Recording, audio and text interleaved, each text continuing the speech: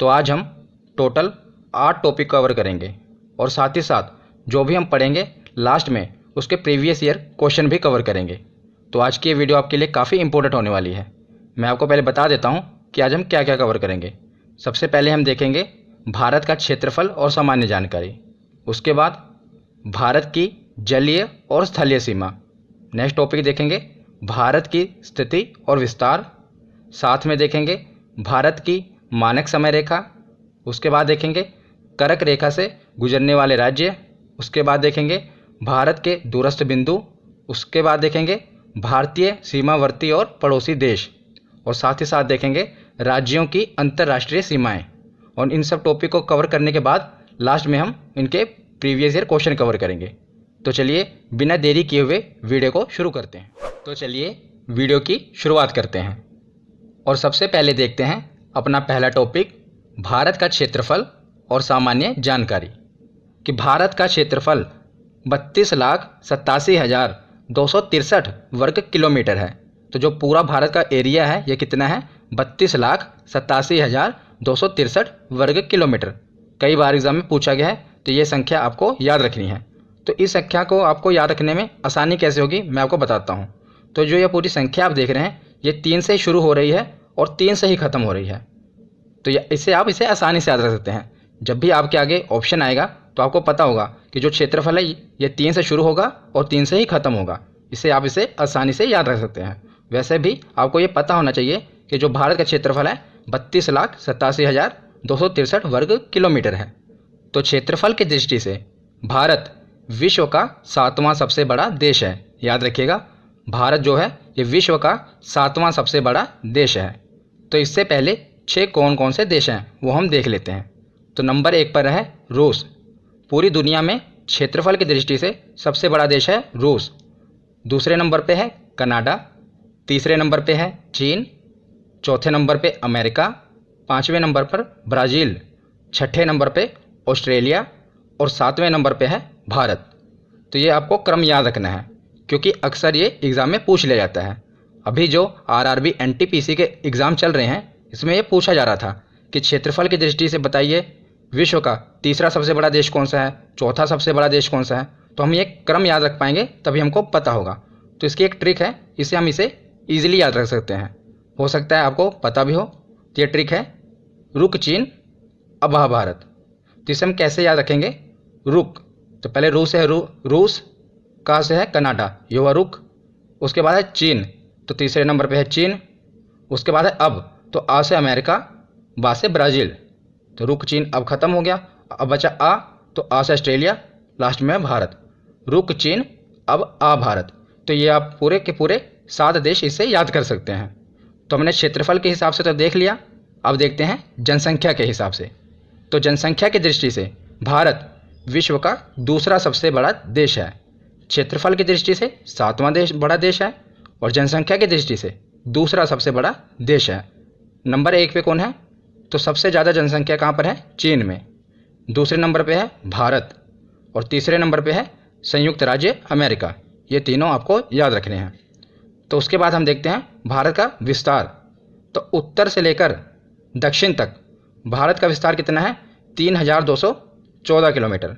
और पूर्व से लेकर पश्चिम तक भारत का विस्तार कितना है? तो 2,933 किलोमीटर।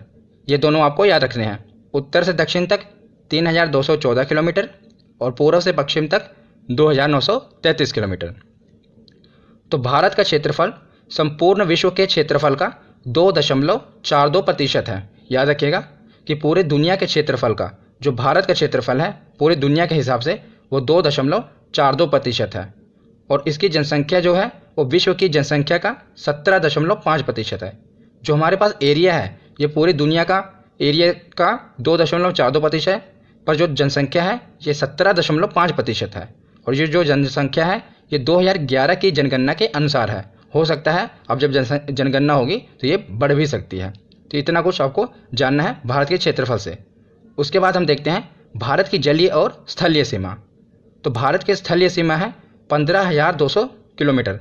याद रखिएगा भारत की स्थलीय सीमा कितनी है? 15,200 किलोमीटर। तो ये स्थलीय सीमा कौन सी है? ये जो टोटल जो हमारे भारत की जो मुख्य भूमि से जुड़े हुए देश हैं उनकी जो हमारी स्थलीय सीमा लगती है वो है 15,200 किलोमीटर। तो भारत की मुख्य भूमि की जलीय भाग की लंबाई कितनी है? तो जो हमारी जलीय सीमा है, जो ये वाली सीमा है समुद्र के साथ लगती है, ये कितनी है? तो ये है 6100 किलोमीटर। याद रखिएगा, यहीं पर आप कंफ्यूज होंगे। ये है मुख्य भूमि की जलीय सीमा। हमारे पास द्वीप समूह भी हैं, जैसे अंडमान निकोबार द्वीप समूह, लक्षद्वीप समूह। तो इनको अगर मिला लिया जाए तो कुल जलीय सीमा हो जाएगी 7516.6 किलोमीटर। अगर पूछा जाए कि मुख्य भूमि की जलीय सीमा कितनी है तो वो है 6100 किलोमीटर। पर अगर पूछा जाए कि भारत की कुल जलीय सीमा कितनी है, तब ये अंडमान निकोबार और लक्षद्वीप मिल जाएंगे तो हमारी हो जाएगी 7516.6 किलोमीटर। इसको आपको रटना नहीं है, बस एक दो बार देख लेंगे, याद हो जाएगा। उसके बाद देखते हैं कि भारत की सबसे बड़ी जलीय सीमा वाला राज्य कौन सा है। तो कौन सा ऐसा राज्य है जिसकी जलीय सीमा सबसे बड़ी है? तो सबसे बड़ी तट रेखा वाला राज्य कौन सा है? गुजरात। और भारत की सबसे बड़ी अंतर्राष्ट्रीय स्थलीय सीमा लगती है। तो जो भारत का सबसे बड़ा बॉर्डर किसके साथ लगता है? तो बांग्लादेश के साथ हमारा सबसे बड़ा बॉर्डर लगता है, हमारी सबसे बड़ी स्थलीय सीमा लगती है। तो भारत के 9 राज्य एवं 4 केंद्र शासित प्रदेश हैं जिनकी जलीय सीमा है। तो हमारे कुल 9 राज्य और 4 केंद्र शासित प्रदेश हैं जो जिनकी सीमा है वो जलीय सीमा है, मतलब समुद्र के साथ लगती है। तो कौन कौन से ऐसे 9 राज्य हैं? गुजरात, महाराष्ट्र। आपको अगर नक्शा याद होगा तो आपको पता ही लग जाएगा। देखिए, गुजरात लगता है, उसके बाद महाराष्ट्र 2 हो गया, गोवा है, ये भी समुद्र के साथ लगता है 3, उसके बाद कर्नाटक 4, केरल 5। अब इधर आइए, तमिलनाडु 6, आंध्र प्रदेश 7, उड़ीसा 8, बचा पश्चिम बंगाल 9। तो 9 राज्य हो गए ना, ये समुद्र के साथ लगते हैं। अगर पूछा जाए कि कितने केंद्र शासित प्रदेश हैं, तो 4 केंद्र शासित प्रदेश हैं जिनकी जलीय सीमा लगती है। वो कौन कौन से हैं? तो अंडमान निकोबार, लक्षद्वीप, पुदुचेरी, दमन द्वीप। ये जो हैं ये 4 केंद्र शासित प्रदेश हैं जिनकी जलीय सीमा लगती है, और 9 राज्य हैं जिनकी जलीय सीमा लगती है। तो नेक्स्ट टॉपिक हम देखते हैं अपना भारत की स्थिति और विस्तार। तो जैसा कि आप ये देख रहे हैं, यह है ग्लोब। इसके ऊपर कुछ काल्पनिक रेखाएं खींची गई हैं इस प्रकार। कुछ वर्टिकल रेखाएं हैं, कुछ हॉरिजॉन्टल रेखाएं हैं। तो ये वैसे तो पृथ्वी पर कोई रेखा नहीं है, पर वैज्ञानिकों ने कुछ ग्लोब पर काल्पनिक रेखाएं खींची हैं। इसका भी अपना एक महत्व है, मैं आपको बाद में बताऊंगा। तो जो हॉरिजॉन्टल रेखा है इस प्रकार, उसे हम कहते हैं अक्षांश रेखाएं, और जो वर्टिकल रेखाएं हैं मतलब सीधी रेखाएं हैं, उन्हें हम कहते हैं देशांतर रेखाएं।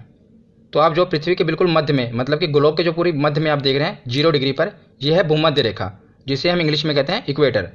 और 23.5 डिग्री नॉर्थ में उत्तर में है कर्क रेखा, और 23.5 डिग्री नीचे साउथ में है मकर रेखा। तो 3 रेखा आपको पता होना चाहिए। जो बीचों बीच है यह है भूमध्य रेखा, और जो 23.5 डिग्री ऊपर है यह है कर्क रेखा, और 23.5 डिग्री नीचे है मकर रेखा। तो भूमध्य रेखा के समांतर खींची गई काल्पनिक रेखाएं अक्षांश रेखाएं कहलाएंगी। तो मैंने आपको बताया था बीच में है भूमध्य रेखा, ये है।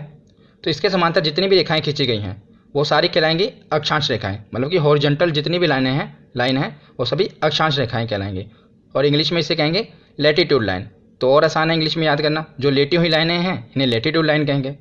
उसके बाद देखते हैं कि उत्तरी ध्रुव और दक्षिणी ध्रुव को मिलाने वाली काल्पनिक रेखाएं देशांतर रेखाएं कहलाएंगी।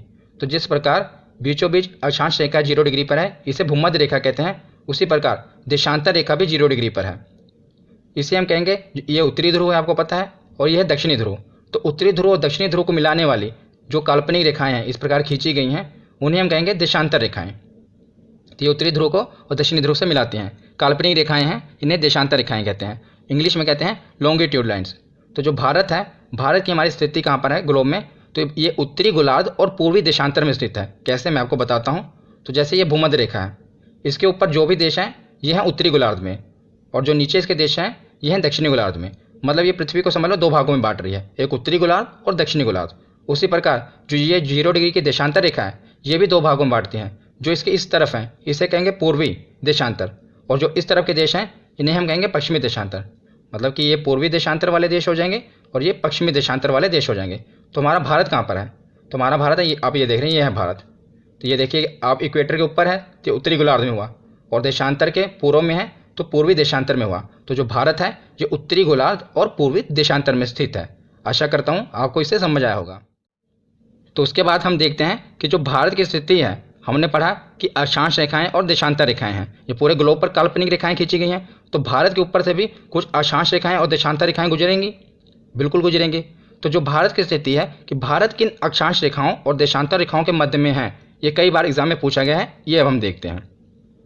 तो जो भारत का मुख्य भाग है, मतलब जो हमारा भारत का मुख्य भाग है, ये 8 डिग्री 4 मिनट, याद रखिएगा। जो ऐसे ये ऊपर गोला बना है इसे हम डिग्री कहते हैं, उसके बाद जो अक्षर लिखा है उसके बाद जो ऊपर ऐसे कोमा बनेगा उसे मिनट कहते हैं। तो जो भारत का मुख्य भाग है ये 8 डिग्री 4 मिनट उत्तरी अक्षांश से 37 डिग्री 6 मिनट उत्तरी अक्षांश तक, जैसे आप देख रहे हैं ये 8 डिग्री 4 मिनट, ये जो रेखा कही है ये है 8 डिग्री 4 मिनट अक्षांश रेखा है, और ऊपर जो है ये रेखा है 37 डिग्री 6 मिनट उत्तरी अक्षांश रेखा।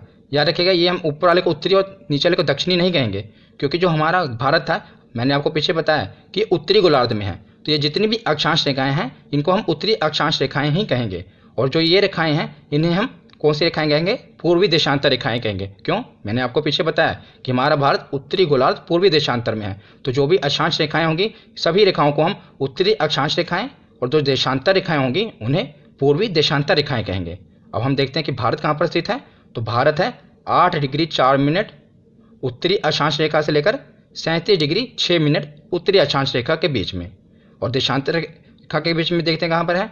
तो देशांतर रेखा है 68 डिग्री 7 मिनट पूर्वी देशांतर रेखा से लेकर 97 डिग्री 25 मिनट पूर्वी देशांतर रेखा के बीच, ये हमारी भारत की स्थिति। तो ये कई बार एग्जाम में पूछा गया है घुमा फिरा के कि कहाँ पर स्थित है, तो आपको याद रखना है। जिसकी मैं आपको एक ट्रिक बताता हूँ कि इसको आप याद कैसे रखेंगे। वैसे तो आपको याद हो जाएगा अगर 2-3 बार देख लेंगे। आपको इसको याद करने का तरीका भी है, देखो इसको आप ऐसे याद करेंगे। पूरा डिजिट तो आपको याद नहीं होगा, बस 2-2 डिजिट पकड़िए। 37-84, 37-84 2-3 बार बोलेंगे। 37-84 और 68-97, 68-97, 37-84, 68-97, इस प्रकार याद करेगा। मिनट और डिग्री छोड़ दीजिए, बस आप डिजिट याद करिए। 37-84, 68-97, 37-84, 68-97। और अगर आपको एक भी डिजिट पता होगा तब भी आप काम चल जाएगा। मैं आपको ट्रिक से बताता हूँ इसको याद कैसे करेंगे। जब भी आपको ऑप्शन आएंगे वहाँ पर 2 डिजिट इसके आएंगे कि पूर्वी देशांतर से लेकर इतने पूर्वी देशांतर के बीच में है। जैसा कि उदाहरण के रूप में आप देखें 68 डिग्री 7 मिनट पूर्वी देशांतर से लेकर 97 डिग्री 25 मिनट पूर्वी देशांतर के बीच में है। तो इसे हम याद कैसे करेंगे? जब भी हमारा ऑप्शन आएगा आप लिख लेंगे, बस 2 ही डिजिट लिखना है आपको, 68 और 97। तो आप देखेंगे अगर इनको क्रॉस में देखेंगे तो एक ऐड हो रहा है। 6 में अगर 1 ऐड करेंगे तो 7, और 8 में 1 ऐड करेंगे तो 9। तो आपको उसी टाइम पता लग जाएगा ये ऑप्शन सही है, क्योंकि अगर दूसरा ऑप्शन कोई होगा तो वहाँ पर ऐसा लिखा होगा 67 72। तो वहाँ पर अगर आप तिरछा गुना करें ऐड करेंगे तो एक ऐड नहीं होगा, पर इसमें देखिए 1 ऐड हो रहा है ना, 6 को ऐड करेंगे 1 7, और 8 में 1 ऐड करेंगे 9। उसी प्रकार दूसरे में भी हो रहा है। उत्तरी अक्षांश देखिए 37 है और 84 है। मैंने आपको कहा 2-2 डिजिट लीजिए, 37 और 84। तो 3 में 1 ऐड करेंगे 4, और 7 में 1 ऐड करेंगे 8। तो इसमें भी 1 ही ऐड हो रहा है। तो इस प्रकार अगर आप कई बार भूल भी जाएंगे तो आपको ये ट्रिक से याद हो जाएगा कि हाँ भाई ऐसे ये ऑप्शन गलत है, ये वाला सही है। अगर कई बार आप भूल गए तब ये आप आजमा कर देख लेना। तो अब हम अपना नेक्स्ट टॉपिक देखते हैं कि जो समय मानक रेखा होती है, कैसे पता लगता है कि भारत में कितना समय हुआ है तो ऑस्ट्रेलिया में कोई और समय होता है, ये कैसे निर्धारण किया जाता है? तो इसका निर्धारण किया जाता है ग्रीनविच मीन टाइम से। तो इंग्लिश में कहते हैं इसे ग्रीनविच मीन टाइम, और हिंदी में कहते हैं ग्रीनविच माध्य समय। यहाँ पर आएगा ग्रीनविच, तो ग्रीनविच माध्य समय। तो ये क्या होता है अब मैं आपको समझाता हूँ। तो पहले आप इतना जान लीजिए कि जो GMT यानी कि ग्रीनविच माध्य समय है, इसी के आधार पर ही समय का आकलन किया जाता है। इसमें कैसा आकलन किया जाता है? तो मैंने आपको बताया कि ग्लोब पर जो सीधी रेखाएं हैं ये हैं सब देशांतर रेखाएं, ये सब काल्पनिक रेखाएं हैं। तो जो 0 डिग्री की रेखा है ये है 0 डिग्री की देशांतर रेखा। तो इसके आगे जितने भी देश आएंगे इनमें जो समय चलेगा वो प्लस में चलेगा। उदाहरण से मैं आपको समझाता हूँ। जो मान लीजिए जो 0 डिग्री के समय रेखा है, यहाँ पर रात के 12 बज रहे हैं, रात के 12 बज रहे हैं। तो इसके आगे जो भी जितने भी देश आएंगे, ये 0 डिग्री पर है, आगे जैसे 15 डिग्री 45 डिग्री 60 डिग्री, आगे जितने भी देश आए इसमें प्लस में टाइम चलेगा। 12 बज रहे हैं तो वहाँ पर 1 बजेंगे, 2 बजेंगे, 3 बजेंगे। और जो 0 डिग्री के पीछे वाले देश हैं, इस तरफ के देश हैं, पश्चिमी देश हैं, वहाँ पर 12 बजे से पहले का समय होगा। मान लीजिए 11 बजे, 10 बजे। ये देशांतर रेखाओं पर निर्भर करेगा, वो मैं आपको आगे समझाऊंगा कि कैसे पता लगेगा कि कहाँ पर कितना समय होगा। बस अभी आपको इतना पता होना चाहिए कि जो 0 डिग्री देशांतर रेखा है, इसके पूर्व में जितने भी देश हैं वो समय आगे रहेगा, और पश्चिम में जितने भी देश हैं उनका समय पीछे रहेगा। क्यों? ऐसा क्यों होगा? क्योंकि जो सूरज होता है ये पूर्व में उगता है, तो पहले रोशनी कहाँ पर पड़ेगी? तो पहले इधर पड़ेगी ना, पूर्व में, इसलिए इनका समय आगे होगा, और पश्चिम में जो समय होगा इनका पीछे होगा। तो जो 1 डिग्री देशांतर रेखा होता है इसमें 4 मिनट का फर्क पड़ता है। जैसे ये 0 डिग्री देशांतर रेखा है, इसके आगे 1 भी होगी, 15 डिग्री भी होगी। तो 1 डिग्री देशांतर रेखा में 4 मिनट का समय का फर्क पड़ता है, और 15 डिग्री देशांतर रेखा पर 60 मिनट का फर्क पड़ेगा। तो जैसे ये 0 डिग्री देशांतर रेखा है, जब यहाँ पर रात के 12 बज रहे हैं मान लो, तो जो 15 डिग्री देशांतर रेखा पर कोई देश होगा, जितने भी देश होंगे, मतलब ये पूरी सीधी रेखा है, इस पर बहुत से देश होंगे, तो जो 15 डिग्री देशांतर रेखा पर देश होंगे वो 60 मिनट आगे होंगे, मतलब वहाँ पर रात का 1 बज रहा होगा। तो आगे इसी प्रकार जो 30 डिग्री देशांतर रेखा पे होंगे वहाँ पर कितना बज रहा होगा, तो वहाँ पर 2 बज रहा होगा। अगर हम पीछे देखें, पश्चिम की तरफ देखें, तो जो 0 डिग्री है, इसी प्रकार यहाँ भी 15 डिग्री होगा, तो यहाँ पर कितना बज रहा होगा, तो यहाँ पर 11 बज रहे होंगे, क्योंकि 1 घंटा पीछे समय चलेगा। तो आशा करता हूँ आपको समझ आया होगा कि जो 0 डिग्री देशांतर रेखा है, इसके पूर्व में जितने देश होंगे वहाँ पर समय आगे होगा, और इससे पश्चिम में जितने देश होंगे समय पीछे होगा। फ़र्क कितना होगा, तो 15 डिग्री देशांतर रेखा पर 1 घंटे का फ़र्क पड़ता है। तो अंतर्राष्ट्रीय मानक समय की रेखा के बाद हम देखते हैं अपनी भारत की मानक समय रेखा कि भारत में कौन सा टाइम जोन है। तो भारत में जो देशांतर रेखा है, जो हम अपना समय मानक समय रेखा मानते हैं, 82.5 डिग्री पूर्वी देशांतर को मानते हैं। तो भारत में इलाहाबाद के नैनी के समीप से गुजरने वाले 82 डिग्री 30 मिनट पूर्वी देशांतर के स्थानीय समय को भारतीय मानक समय माना जाता है। तो जैसे मैंने आपको बताया कि हर देश के ऊपर से स्थानीय देशांतर रेखाएं गुजरेंगी, कई देशांतर रेखाएं, तो जो हम अपना टाइम जोन मानते हैं, ये मानते हैं 82.5 डिग्री पूर्वी देशांतर को। और ये भारत की जो मानक समय रेखा है, ये GMT यानी कि ग्रीनविच मीन टाइम से कितना आगे है, तो 5.5 घंटा आगे है। हमने पीछे देखा ना, ये 0 डिग्री है, जो इसके आगे देश होंगे इनका टाइम आगे होगा। तो जो भारत हमारा कहाँ पर है, तो भारत हमारा यहाँ पर है, तो 1 डिग्री पर 4 मिनट का फ़र्क पड़ जाता है, और 15 डिग्री पर 60 मिनट का। तो हमारा कितने डिग्री आगे है, तो 82 डिग्री आगे है। तो इसी प्रकार अगर हम इसे कैलकुलेट करेंगे तो 5.5 घंटा टाइम हमारा आगे है। तो ये कई बार एग्जाम में पूछा गया है कि GMT से भारत का मानक समय रेखा कितना आगे है, तो 5 घंटा 30 मिनट आगे है। हम अपने भारत में एक ही टाइम जोन मानते हैं, मतलब पूरे भारत में एक ही समय रेखा है, बस इस रेखा से हैं हम पूरे भारत का टाइम डिसाइड करते हैं। पर अमेरिका में देखा जाए तो 11 टाइम जोन है, रशिया में भी 11 टाइम जोन है, पर भारत में एक ही टाइम जोन है। और वैज्ञानिकों का कहना है कि भारत को 2 टाइम जोन मानने चाहिए। उनका तर्क भी सही है, क्योंकि जो ये नॉर्थ ईस्ट वाला एरिया है, यहाँ पर 4 बजे ही सुबह हो जाती है, मतलब कि 4 बजे सूरज निकल जाता है। और ये जो बाकी बचा हुआ भारत का भाग है, यहाँ लगभग 6 बजे सूरज निकलता है।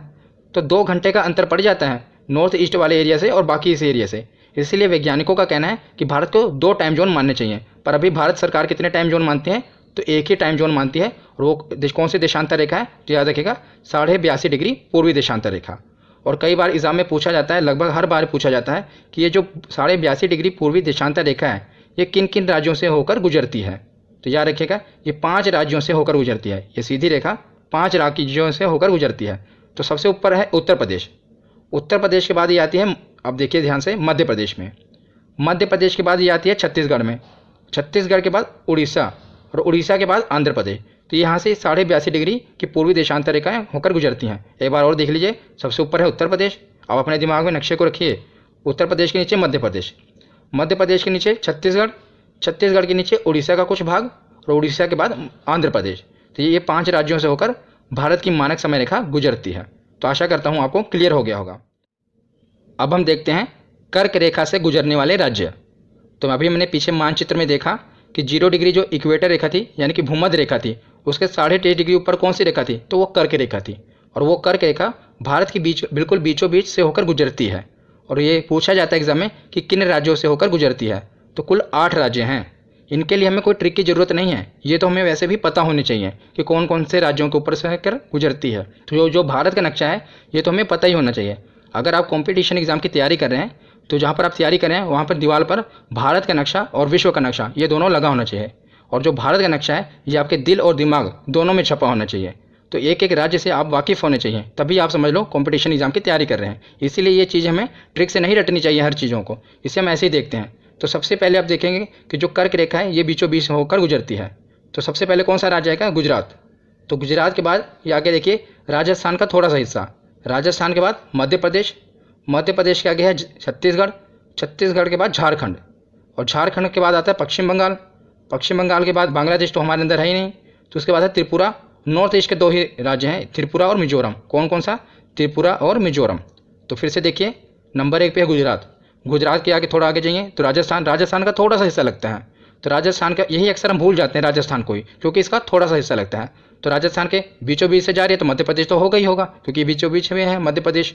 उसके बाद छत्तीसगढ़, छत्तीसगढ़ के आगे थोड़ा सा झारखंड, झारखंड के बाद पश्चिम बंगाल, और पश्चिम बंगाल के बाद त्रिपुरा, और लास्ट में है मिजोरम। त्रिपुरा और मिजोरम ये कर्क रेखा से गुजरने वाले राज्य हैं। तो कितने राज्य हैं? तो 8 राज्य हैं। देखते हैं भारत के दूरस्थ बिंदु, बहुत इंपॉर्टेंट है, याद रखिएगा, बहुत बार एग्जाम में पूछा गया है। अभी हम क्वेश्चन में भी इसको देखेंगे, इसलिए ध्यान से देखिएगा। तो इसमें पूछा जाता है कि भारत का सबसे उत्तरी छोर कौन सा है, दक्षिणी छोर कौन सा है। तो भारत का सबसे उत्तरी छोर यानी कि उत्तरी बिंदु कौन सा है? तो ये है इंदिरा कोल, ये सियाचिन में है। पहले जम्मू कश्मीर के अंदर था, अब जो सियाचिन है ये लद्दाख के अंदर है। तो सबसे उत्तरी बिंदु कौन सा है भारत का? इंदिरा कोल। और दक्षिणी बिंदु कौन सा है? तो इंदिरा पॉइंट, जो अंडमान और निकोबार द्वीप समूह है उसका जो निकोबार द्वीप समूह है उसी में है इंदिरा पॉइंट। तो उत्तरी इंदिरा कोल से दक्षिणी खत्म हुआ इंदिरा पॉइंट में। सबसे पश्चिमी बिंदु भारत का कौन सा है? तो यह है सर क्रीक, गुजरात में है सर क्रीक। और सबसे पूर्वी बिंदु है, तो इसमें याद रखिएगा 2 हैं, एक किबिथु और वलांगू। कई बार एग्जाम में किबिथु ऑप्शन में दिया होता है तो आप किबिथु को लगाएंगे, और जब एग्जाम में वलांगू ऑप्शन में दिया होगा तो वलांगू को लगाएंगे। इनमें विवाद है, पर ज़्यादातर वलांगू सही है क्योंकि ये आगे है, पर किबिथु भी एग्जाम में पूछ लिया जाता है। तो किबिथु और वलांगू ये दोनों आप याद रखिएगा। ये है पूर्वी, ये अरुणाचल प्रदेश में है। तो उत्तरी बिंदु है इंदिरा कोल, दक्षिणी है इंदिरा पॉइंट, पश्चिमी सर क्रीक और पूर्वी किबिथु और वलांगू। उसके बाद हमारा नेक्स्ट टॉपिक है भारतीय सीमावर्ती और पड़ोसी देश। तो सीमावर्ती देश कौन से होते हैं और पड़ोसी देश कौन से होते हैं? तो सीमावर्ती देश वो हैं जिनसे भारत का बॉर्डर लगता है, मतलब जो भारत की मुख्य भूमि है, भारत की स्थलीय सीमाएं, याद रखेगा, जिनसे भारत की स्थलीय सीमा लगती है, जिनसे भारत की स्थलीय सीमा लगती है उन्हें सीमावर्ती देश कहते हैं। तो कौन कौन से हैं? पाकिस्तान, अफगानिस्तान, चीन, नेपाल, भूटान, बांग्लादेश और म्यांमार। इनसे भारत की स्थलीय यानी कि सीमा लगती है, बॉर्डर लगता है, तो ये सीमावर्ती देश है। पर पड़ोसी देश कौन कौन से हैं? तो पड़ोसी देश हैं 9। जब बात है सीमावर्ती देश की तो वो हैं 7, और जब बात है भारत के पड़ोसी देशों की तो वो हैं 9। तो 2 और इंक्लूड हो जाएंगे। सीमावर्ती देश तो रहेंगे 7, साथ में श्रीलंका और मालदीव, ये जो नीचे आप देख रहे हैं, इनसे भारत की समुद्री सीमा लगती है ना, श्रीलंका और मालदीव से, तो ये भी तो भारत के पड़ोसी देश हैं। तो याद रखिएगा, जब पड़ोसी देश पूछा जाए तो 9 हैं, पर सीमावर्ती देश हैं 7। और भारत की सबसे लंबी स्थलीय सीमा किससे लगती है? तो बांग्लादेश से लगती है। कितनी? 4096 किलोमीटर। और भारत की सबसे कम सीमा किसके साथ लगती है? तो अफगानिस्तान के साथ लगती है, सिर्फ 106 किलोमीटर की। ये दोनों याद रखिएगा। तो हमने सीमावर्ती देश और पड़ोसी देश देख लिए। अब हम देखते हैं राज्यों की अंतर्राष्ट्रीय सीमाएं। काफ़ी इंपॉर्टेंट टॉपिक है ये भी, और एग्जाम में बहुत बार पूछा जाता है कि पाकिस्तान से, भूटान से हमारे कौन कौन से राज्य लगते हैं, हम वो भी अब देखते हैं। तो सबसे पहले हम देखते हैं पाकिस्तान, कि पाकिस्तान के साथ हमारे कौन कौन से राज्य लगते हैं। अब इसके लिए कोई ट्रिक आप मत पूछना, क्योंकि मैंने आपको कहा है कि जो भारत का नक्शा है ये तो आपके दिल और दिमाग में छपा होना चाहिए, तो इससे आपको आसानी रहेगी, क्योंकि हर चीज़ें आप ट्रिक से नहीं याद कर सकते हैं, और कितनी ट्रिक आप याद करेंगे। तो पहले हम देखते हैं पाकिस्तान के साथ कौन कौन से हमारे राज्य लगते हैं। तो ये इधर है पाकिस्तान, आप देख रहे हैं। तो सबसे ऊपर है लद्दाख, पहले सिर्फ जम्मू कश्मीर हुआ करता था, अब याद रखिएगा अब लद्दाख भी है। तो लद्दाख दूसरे नंबर पे है, आप देख रहे हैं जम्मू कश्मीर। उसके बाद आप देख रहे होंगे ये पंजाब का एरिया लग रहा है, साथ में राजस्थान है और गुजरात है। ये तो आसानी है ना। लद्दाख सबसे ऊपर, दूसरे नंबर पे अगर आप दिमाग में देखेंगे, नक्शे को रखेंगे, तो जम्मू कश्मीर है, तीसरे नंबर पे पंजाब, चौथे नंबर पे राजस्थान और 5वें नंबर पे गुजरात। तो 5 राज्यों की सीमा लगती है किसके साथ? पाकिस्तान के साथ। तो पाकिस्तान के बाद हम देखते हैं बांग्लादेश। तो बांग्लादेश के साथ भी हमारे 5 राज्यों की सीमा लगती है। तो कौन कौन से? तो इधर आप देखिए, ये है पूरा बांग्लादेश। तो बांग्लादेश है, तो पश्चिम बंगाल से अलग हुआ, तो पश्चिम बंगाल तो हो गई, एक तो वो हो गया। और उसके ऊपर आप देख रहे हैं मेघालय, मेघा से बारिश होती है ऊपर, तो ऊपर तो मेघालय है, 2 ये हो गए। तीसरे नंबर पे असम, त्रिपुरा और मिजोरम, 3 ये हैं। तो कौन कौन से हैं? असम, त्रिपुरा, मिजोरम, 3 नॉर्थ ईस्ट के, और ऊपर मेघालय तो है ही है, बारिश करा रहा है। पश्चिम बंगाल भी है क्योंकि उससे तो अलग ही हुआ है। तो ये 5 हो गए, असम, मेघालय, मिजोरम, त्रिपुरा और पश्चिम बंगाल। पर ज़्यादातर एग्जाम में क्वेश्चन कौन सा बन रहा है, मैंने अभी क्वेश्चन जब एनालाइज किया तो ज़्यादातर ये क्वेश्चन बन रहा है, ये नहीं बन रहा है कि कौन कौन से लगते हैं, बल्कि ये बन रहा है कि कौन सी सीमा नहीं लगती। तो याद रखिएगा, नागालैंड और मणिपुर, ये जो 2 राज्य हैं, इनसे बांग्लादेश के साथ सीमा नहीं लगती। कौन कौन से 2 राज्य हैं? नागालैंड और मणिपुर के साथ बांग्लादेश की सीमा नहीं लगती। हमने पढ़ लिया ना, इनके साथ सीमा लगती है, पर नागालैंड और मणिपुर के साथ सीमा नहीं लगती। एग्जाम में कई बार पूछा जा रहा है, और बार बार यही 2 ऑप्शन ज़्यादातर होते हैं, इसीलिए मैंने इन्हें अलग से कवर कर दिया। और ये बार बार पूछ रहे हैं, तो इसकी मैं आपको ट्रिक बताता हूँ। तो इसकी आप ट्रिक कैसे याद रखेंगे कि नागालैंड और मणिपुर की सीमा बांग्लादेश से नहीं लगती। अगर आप क्रिकेट देखते होंगे तो जब भी बांग्लादेश की टीम जीतती है तो वो ज़्यादातर नागिन डांस करती है। आपने कई बार देखा होगा, जब वो भारतीय क्रिकेटर भी खेलते हैं, अगर किसी को आउट करें तब भी वो नागिन डांस करते हैं, इस प्रकार जैसे आप इमेज में देख रहे हैं। और ज़्यादातर जब भी वो जीतते हैं किसी देश के साथ तो वो नागिन डांस करते हैं। तो अब हम इसको एक स्टोरी से याद करेंगे, क्योंकि हम अपनी काम की बात देखते हैं कि हमें इससे क्या हम कैसे सीखेंगे। तो जब वो नागिन डांस करते हैं तो नागिन डांस करके वो भारत से नागमणि चाहते हैं। तो जब भी कोई क्रिकेटर आउट होता है भारत का, तो नागिन डांस क्यों करते हैं? क्योंकि उन्हें चाहिए भारत से क्या चाहिए? नागमणि चाहिए, क्योंकि उनके पास नागमणि नहीं है, इसलिए वो नागिन डांस कर रहे हैं। तो अब इससे हम कैसे याद रखेंगे? उनके पास नागमणि नहीं है, नाग से यानी कि नागालैंड और मणि से मणिपुर, तो उनके पास क्या नहीं है? नागमणि नहीं है। वो नागमणि किसके पास है? नागमणि तो भारत के पास है। इसीलिए अब इससे हम याद रख पाएंगे कि जो बांग्लादेश है उसे नागालैंड और मणिपुर की सीमा नहीं लगती। ये दो राज्य अब याद रखना। उसके बाद हम देखते हैं कि भूटान और म्यांमार, कि भूटान और म्यांमार ये भी हमारे पड़ोसी देश हैं, तो इनके साथ किसकी किसकी सीमा लगती है? तो सबसे पहले देखते हैं भूटान। तो भूटान के साथ हमारे 4 राज्यों की सीमा लगती है। ये आप देख रहे हैं भूटान। तो भूटान के बगल में तो सिक्किम ही है, ये है सिक्किम। एक तो ऐसे होगा, अगर आपका मैप याद है आपको दिमाग में रखिए, तो अगर आंखें बंद करके भी आपके दिमाग में आना चाहिए कि ये भूटान है, तो इधर सिक्किम है, एक राज्य ये हो गया। और सिक्किम इधर तो अरुणाचल प्रदेश है, दो इधर दो हो गए, सिक्किम और अरुणाचल प्रदेश। और ये आप पश्चिम बंगाल देख रहे हैं, पश्चिम बंगाल पूरा ऊपर तक गया हुआ है ना, यहाँ तक। तो एक ये हो गया, 3 हो गए, पश्चिम बंगाल हो गया, सिक्किम हो गया, अरुणाचल प्रदेश हो गया, और बचा कौन सा? असम। तो ये 4 राज्यों की सीमा लगती है भूटान के साथ। फिर से देखिए, दोबारा देखिए, इधर लेफ्ट साइड में कौन सा है? सिक्किम। राइट में कौन सा है? अरुणाचल प्रदेश। 2 ये हो गए, और पश्चिम बंगाल ने नीचे से इसको ऊपर उठा हुआ है, 3 हो गए, और असम ने इसको बराबर किया हुआ है, तो 4 हो गए। ये 4 राज्यों की सीमा लगती है भूटान के साथ। तो भूटान के बाद अब हम देखते हैं म्यांमार। तो म्यांमार तो ये पूरी रेखा, इसके जितने भी राज्य हैं इस तरफ के, ये सारे लगते हैं म्यांमार के साथ। जो भी नॉर्थ ईस्ट के राज्य ये साथ किनारे पर हैं। तो सबसे ऊपर कौन सा है? अरुणाचल प्रदेश, और उसके बाद है नागमणि। नागमणि दोनों साथ साथ है, मतलब कि नागालैंड और मणिपुर साथ साथ है। और नीचे है मिजोरम। सबसे ऊपर कौन सा है? अरुणाचल प्रदेश, और नागमणि साथ में ही है, नाग के साथ ही मणि होती है, नागालैंड और मणिपुर, लास्ट में है मिजोरम। तो ये 4 राज्यों की सीमा लगती है म्यांमार के साथ। तो भूटान, म्यांमार, पाकिस्तान, बांग्लादेश, ये हमने देख लिए। अब हम बाकी जो बचे हैं इन्हें देखते हैं। तो भूटान तो कवर ही हो गया, ये तो हमने कवर कर लिया। हम देखते हैं नेपाल की। तो नेपाल के साथ 5 राज्यों की सीमा लगती है। तो वो कौन कौन से हैं? ये तो और भी आसान है, देखिए कैसे। ये आपको पता है, ये है नेपाल। नेपाल के इधर से उत्तराखंड ने दबाया हुआ है, और इधर से सिक्किम ने दबाया हुआ है, दोनों के बीच में है नेपाल। तो एक तो हो गया उत्तराखंड, और हो गया सिक्किम, और उसके नीचे है उत्तर प्रदेश और बिहार। आपको पता ही है कि उत्तर प्रदेश और बिहार के लोग तो नेपाल आते जाते रहते हैं। 4 तो यहीं पर हो गए, तो एक बचा। अब बताइए एक कौन सा बचा? तो वो है पश्चिम बंगाल, क्योंकि जो पश्चिम बंगाल है ये नीचे से ऊपर तक गया हुआ है, देख रहे हैं ना ये।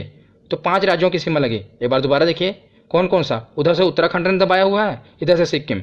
तो उत्तराखंड और सिक्किम के बीच में है नेपाल, और नीचे से उत्तर प्रदेश और बिहार, इनका तो बॉर्डर लगता ही है। 4 ये हो गए, एक बचा कौन सा? अपना पश्चिम बंगाल। तो ये 5 राज्य हैं जिनकी नेपाल के साथ सीमा लगती है, और भूटान तो हमने पीछे कवर कर लिया।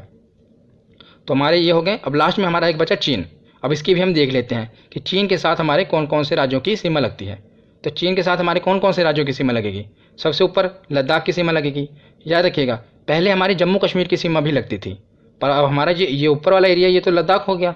तो अब जम्मू कश्मीर की सीमा चीन के साथ नहीं लगती। नए मैप के अकॉर्डिंग हमारी लद्दाख की सीमा चीन के साथ लगती है। लद्दाख के नीचे है हिमाचल प्रदेश। हिमाचल प्रदेश के नीचे कौन सा है? उत्तराखंड। उत्तराखंड के साथ में तो नेपाल है, ये तुम्हारे अंदर है ही नहीं। उसके बाद है सिक्किम, और सिक्किम के बाद है अरुणाचल प्रदेश। तो अरुणाचल प्रदेश तो आपको याद ही होगा, क्योंकि अरुणाचल प्रदेश और लद्दाख में तो वो आए दिन अपना कहता है कि हमारा ज़मीनी हमारे अंडर है। तो आपको पता ही होगा, लद्दाख और अरुणाचल प्रदेश ये तो ऐसे ही आपको याद होंगे। बाकी हिमाचल प्रदेश, उत्तराखंड और सिक्किम, ये बाकी की 3 हैं। तो ये 5 राज्यों की सीमा लगती है चीन के साथ। तो यहाँ पर हमने पूरी थ्योरी कवर की। अब हम इसका टेस्ट लगाते हैं कि कौन कौन से जो प्रीवियस ईयर के क्वेश्चन हैं वो हम कवर करते हैं। तो अब हम प्रीवियस ईयर के क्वेश्चन देखते हैं जो इसे पूछे गए हैं। अब सबसे पहला क्वेश्चन है कि भारत स्थित है, तो भारत कहाँ पर स्थित है? हमने देखा कि भारत स्थित है उत्तरी गोलार्ध और पूर्वी देशांतर में। उत्तरी गोलार्ध और कहाँ पर? पूर्वी देशांतर में स्थित है। दूसरा क्वेश्चन है, इसमें जो कुछ नए क्वेश्चन भी मैंने ऐड किए हैं उसको हम साथ साथ ही देखते जाएंगे। अगर हमने पीछे नहीं पढ़ा तो साथ साथ कवर कर लेंगे। और दूसरा क्वेश्चन है कि भारत की आकृति क्या है? तो अब भारत की आकृति कैसी है? ज़्यादातर आपको लगती होगी कि भारत की आकृति त्रिकोणीय है, पर यह गलत है। भारत की आकृति है चतुष्कोणीय। याद रखिएगा कौन सी आकृति है भारत की? चतुष्कोणीय। तीसरा क्वेश्चन, भारत का कुल क्षेत्रफल है। इसको मैंने आपको याद करने का तरीका बताया था।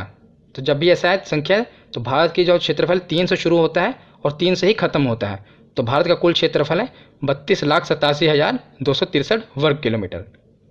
नेक्स्ट क्वेश्चन देखते हैं कि भारत का उत्तर से दक्षिण में विस्तार कितना है? तो भारत का उत्तर से दक्षिण में विस्तार कितना है?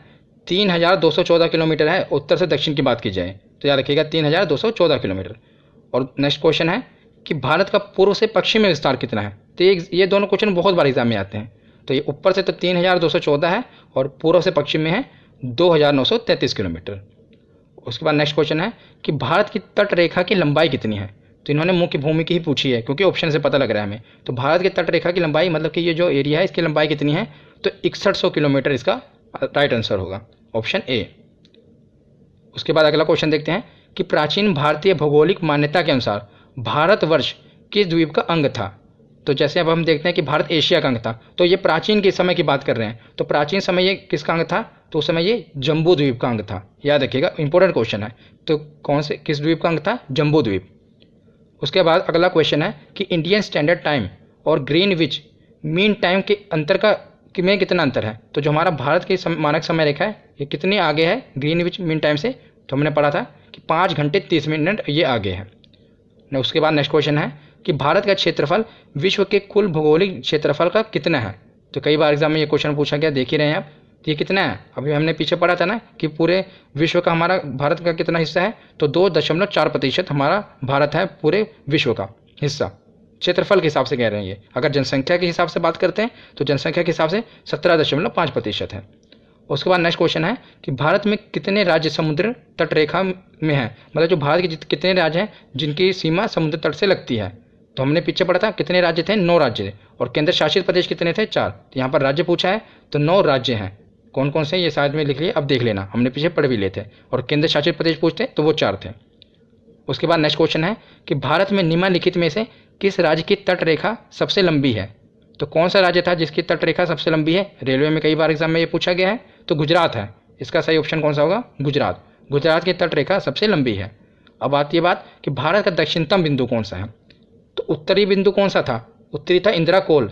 इंदिरा कोल से लेके मैंने बताया था इंदिरा पॉइंट, तो दक्षिणी है इंदिरा पॉइंट, यानी कि ऑप्शन सी। उत्तरी पूछा होता तो इंदिरा कोल।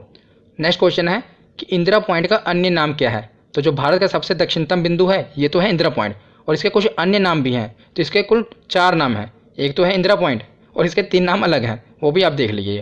पहला है पार्सन पॉइंट, इसे पार्सन पॉइंट भी कहते हैं, लाही चिंग भी कहते हैं, और पिगमेलियन पॉइंट भी कहते हैं। पिगमेलियन तो कई बार एग्जाम में पूछा गया है कि इंदिरा पॉइंट का नाम क्या है, तो पिगमेलियन। ये तो आपको याद होना चाहिए। और बाकी भी याद होनी चाहिए कि पार्सन पॉइंट भी कहते हैं और लाही चिंग। तो इसका राइट ऑप्शन कौन सा होगा, इनमें से सभी। तो ये इंदिरा पॉइंट के अन्य नाम है, इनमें से सभी, ये सभी नाम इंदिरा पॉइंट को ही कहते हैं। उसके बाद नेक्स्ट क्वेश्चन है कि भारत की सबसे लंबी अंतर्राष्ट्रीय सीमा किस देश के साथ लगती है। ये तो अभी तक आपको याद हो ही गया होगा कि बांग्लादेश के साथ भारत की सबसे लंबी अंतर्राष्ट्रीय सीमा लगती है। उसके बाद नेक्स्ट क्वेश्चन देखते हैं कि भारत की मुख्य भूमि की दक्षिणी सीमा है। इसमें से आपको कौन सा डिजिट है जो जाना पहचाना लग रहा है। अगर आपने वीडियो को ध्यान से सुना होगा तो 8 डिग्री 4 मिनट उत्तरी अक्षांश, ये इसका राइट आंसर होगा। हमने पीछे ट्रिक से भी देखा था कि ऊपर से 2, मैंने कहा था 2 डिजिट याद रखना। जैसे एक डिजिट मिल गई आपको 84, तो 4 में से 1 कम किया 3 और 8 में से 1 कम किया 7। हमने वहाँ पर जोड़ा था ना, तो 7 में 1 जोड़ेंगे 8 और 3 में 1 जोड़ेंगे 4। तो ऊपर था 37 और नीचे था 84। तो इसका राइट आंसर कौन सा है, 84, मतलब कि 8 डिग्री और 4 मिनट उत्तरी अक्षांश। नेक्स्ट क्वेश्चन है भारतीय मानक समय आधारित है। ये पूछना है कि कितनी देशांतर रेखा जो भारत के ऊपर से गुजरी है, जो हम अपना टाइम जोन मानते हैं। तो 82.5 डिग्री को मानते थे। अब इसमें दोनों ऑप्शन है, एक सी ऑप्शन भी है 82.5 डिग्री और डी ऑप्शन भी है 82 डिग्री 30 मिनट, दोनों ऑप्शन सेम है। तो आपको कैसे पता लगेगा कौन सा सही है। तो मैंने बताया था ना कि जो भारत है उत्तरी गोलार्ध पूर्वी देशांतर में है, तो इसका ऑप्शन सही होगा ऑप्शन सी, मतलब कि 82 डिग्री 30 मिनट पूर्वी देशांतर पर यह भारतीय मानक समय रेखा है। उसके बाद नेक्स्ट क्वेश्चन है बांग्लादेश से किस राज्य की सीमा नहीं लगती। तो मैंने आपको बताया था कि काफ़ी इंपॉर्टेंट क्वेश्चन है। यही क्वेश्चन पूछा जाता है कि किस राज्य की सीमा नहीं लगती। तो उस समय मैंने आपको ट्रिक से बताया था कि बांग्लादेशी खिलाड़ी नागिन डांस कर रहे हैं। क्यों, किस लिए नागिन डांस कर रहे हैं, क्योंकि उन्हें भारत से क्या चाहिए, नागमणि चाहिए। उनके पास नागमणि नहीं है। तो यहाँ पर नागालैंड नहीं है, आंसर कौन सा है, मणिपुर है। तो ये मणिपुर सही होगा। तो जो मणिपुर है इसकी सीमा बांग्लादेश से नहीं लगती। उसके बाद कुछ 3 क्वेश्चन बचे हैं, ये भी हम देख लेते हैं कि निम्नलिखित में से किस राज्य से होकर कर्क रेखा नहीं गुजरती। तो कर्क रेखा किस राज्य से नहीं गुजरती, तो उत्तर प्रदेश से नहीं गुजरती, क्योंकि जो मध्य प्रदेश है उसके ऊपर है उत्तर प्रदेश। तो यहाँ से कर्क रेखा गुजरती हो, उत्तर प्रदेश से नहीं गुजरती। तो इसका राइट आंसर होगा उत्तर प्रदेश। अगला क्वेश्चन है कि क्षेत्रफल की दृष्टि से विश्व का तीसरा सबसे बड़ा देश कौन सा है। तो तीसरा सबसे बड़ा देश कौन सा है, तो चीन। हम अपने ट्रिक से याद किया था ना, राइट आंसर होगा चीन। रुक चीन, रुक से रूस, उसके बाद का से कनाडा, ये पहला और दूसरा हो गया। उसके बाद चीन, तो तीसरे नंबर पे था चीन। यह भी एनटीपीसी में पूछा गया था, इसलिए मैंने इसे इंक्लूड किया है। उसके बाद लास्ट क्वेश्चन है कि भारत का सबसे पश्चिमी भाग कौन सा है। तो सबसे पश्चिमी भाग कौन सा है, तो सर क्रीक है, ये सबसे पश्चिमी भाग है। इसका राइट आंसर होगा ऑप्शन सी। सबसे उत्तरी पूछा जाए तो इंदिरा कोल, दक्षिणी इंदिरा पॉइंट और पूर्वी वालंगू। तो आज की ये वीडियो यहीं पर ख़त्म होती है। कैसी लगी आपको वीडियो कमेंट सेक्शन में ज़रूर बताना। धन्यवाद।